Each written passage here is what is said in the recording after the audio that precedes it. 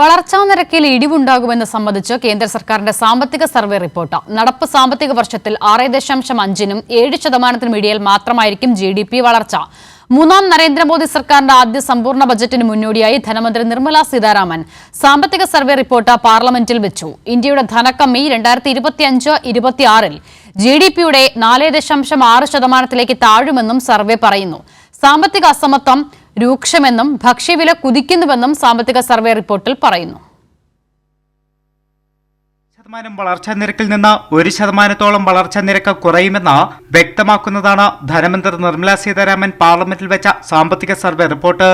2024 സാമ്പത്തിക വർഷത്തിലെ 4-3 പാദങ്ങളിലും 8%-ന് മുകളിലായിരുന്നു സാമ്പത്തിക വളർച്ചാ നിരക്കെന്നും സർവേ റിപ്പോർട്ടിൽ പറയുന്നുണ്ട്.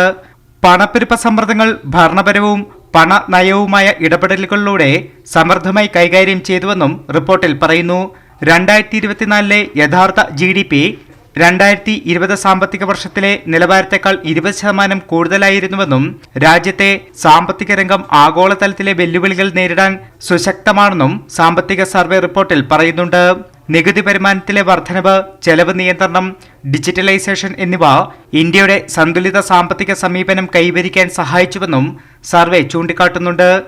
ഇന്ത്യയിലേക്കെത്തുന്ന വിദേശ നാണ്യം 3.7% വർദ്ധിച്ച 2024 $124 ബില്യൺ, 4% വർദ്ധിച്ച 2025 $129 ബില്യൺ എത്തുമെന്ന് സർവേ പ്രതീക്ഷിക്കുന്നു.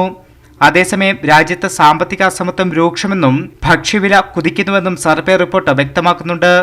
രാജ്യത്ത് ഭക്ഷ്യോൽപ്പന്ന നിലവാരം കഴിഞ്ഞ 2 വർഷത്തിനിടെ ഇരട്ടിയായെന്ന് സർവേ പറയുന്നു.